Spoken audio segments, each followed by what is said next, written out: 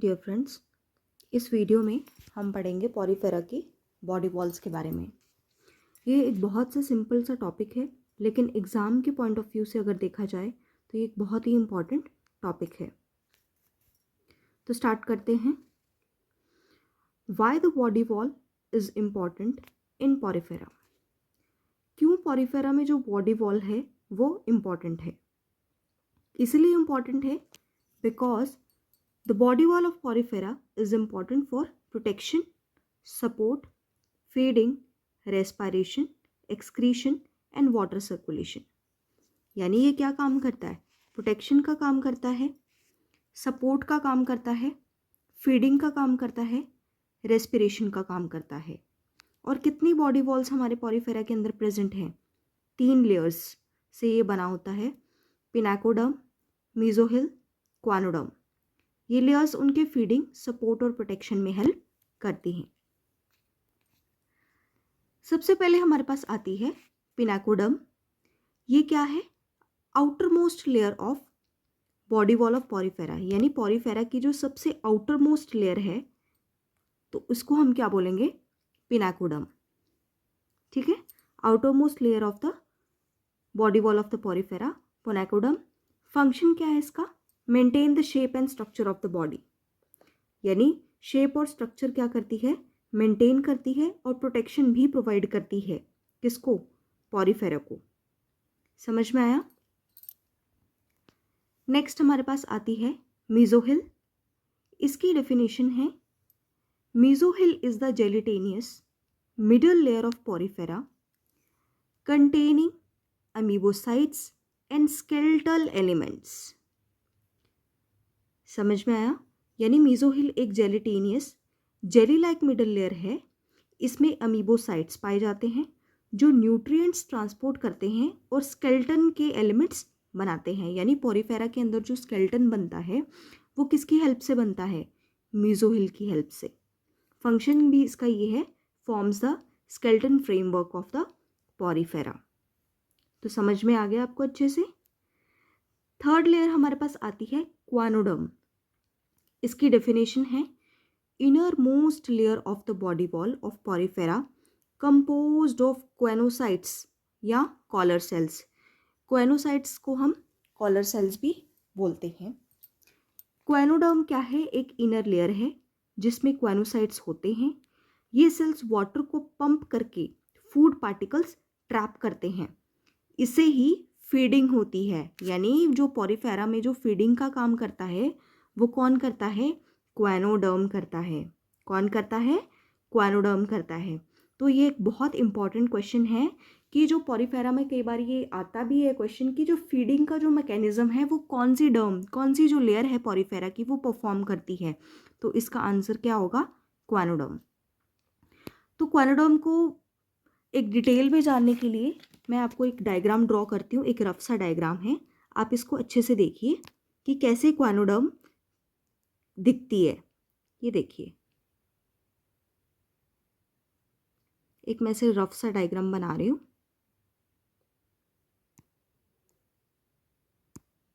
ठीक है, आपको जस्ट बेसिकली समझाने के लिए।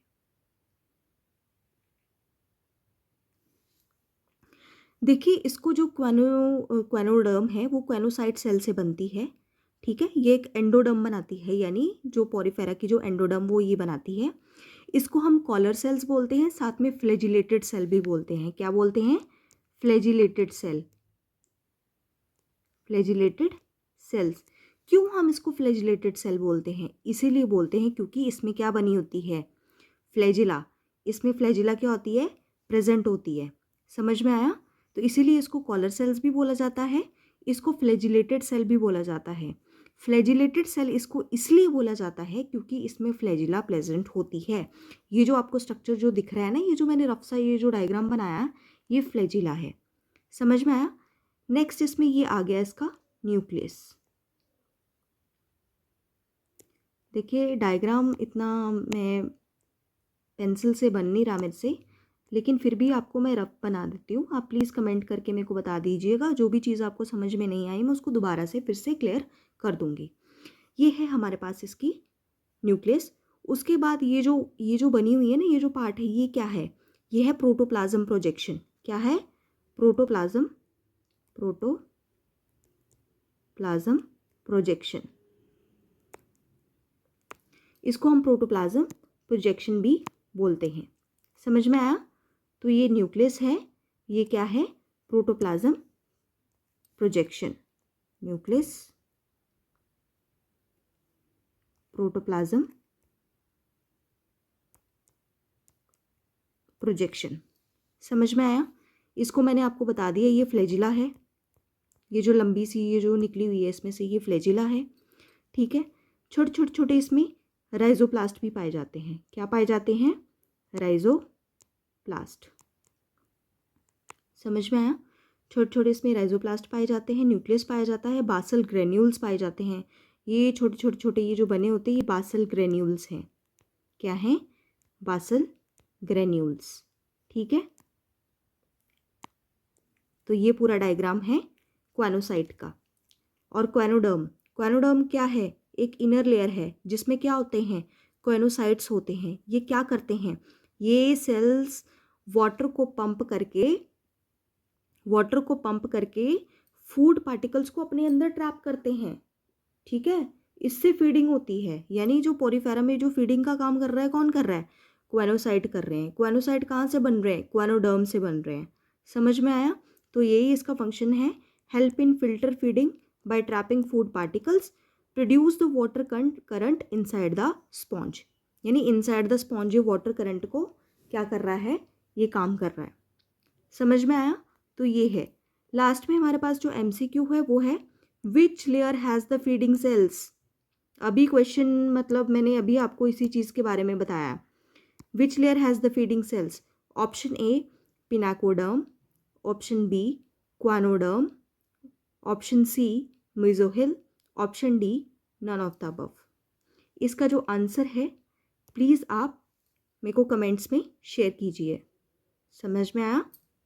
तो याद रखिए, पिनाकोडर्म जो है क्या करती है? प्रोटेक्शन का काम करती है।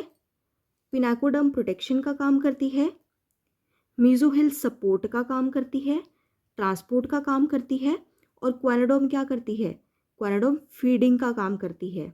और ये 3 लेयर्स स्पॉन्ज के बॉडी वॉल को कंप्लीट करते हैं। समझ में आया? ये तीनों लेयर्स स्पॉन्ज के बॉडी वॉल को क्या करते हैं? कंप्लीट करते हैं। ये हमारे पास एक प्रॉपरली ये स्पॉन्ज का स्ट्रक्चर है। मैं आपको जूम करके बता देती हूँ। ये देखिए, ये क्वानोसाइट सेल यहाँ प्रेजेंट है, राइट?